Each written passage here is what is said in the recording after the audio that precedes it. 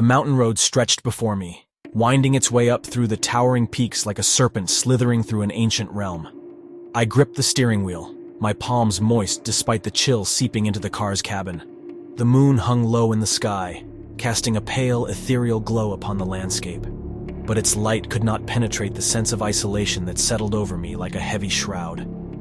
I had always been drawn to the mountains, to their rugged beauty and the promise of solitude they held.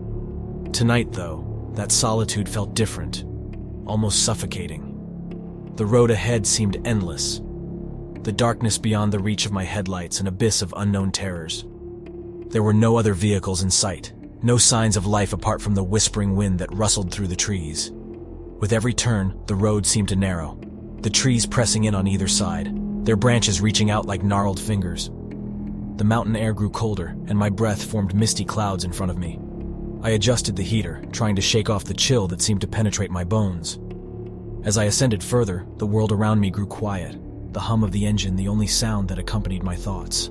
The road twisted and turned, revealing glimpses of sheer drops on one side and rocky cliffs on the other.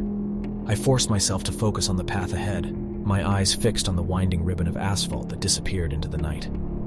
A flicker of movement caught my attention in the rearview mirror. My heart skipped a beat as I glanced back, but there was nothing there, just the empty road I had traveled.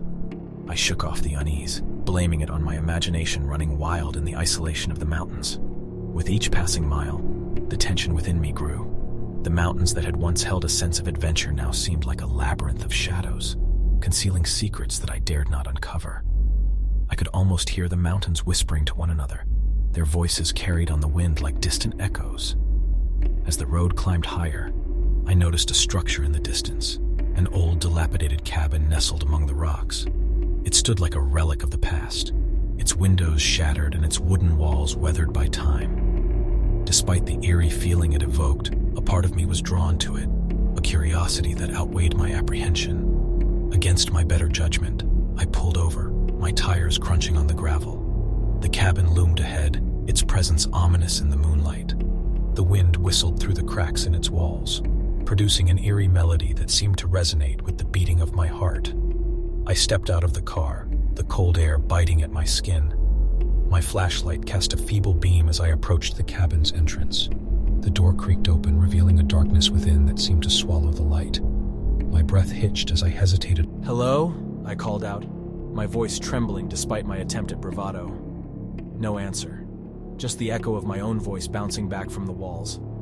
My flashlight revealed little broken furniture, cobwebs that hung like delicate lace, and a pervasive sense of abandonment. It was as if the cabin held memories that it was reluctant to share. I was about to retreat, my nerves getting the better of me, when a faint whisper reached my ears. It was a voice so soft that I strained to hear it, yet it carried a weight that froze my blood. "Leave." The words seemed to emanate from the very walls, the timbre a mixture of sorrow and warning. Panic surged within me, and I stumbled back, my heart racing. The wind outside had picked up, its howling now resembling the anguished cries of lost souls. I rushed back to my car, the engine roaring to life as I peeled away from the cabin. The road seemed to stretch endlessly before me, the mountains now a haunting backdrop to my ordeal. Every turn felt like a descent into madness, the solitude amplifying my fear. And then, just as abruptly as it had begun, the road widened, and the mountains seemed to release their grip on me. The landscape opened up, the moonlight casting a serene glow over rolling hills and open fields.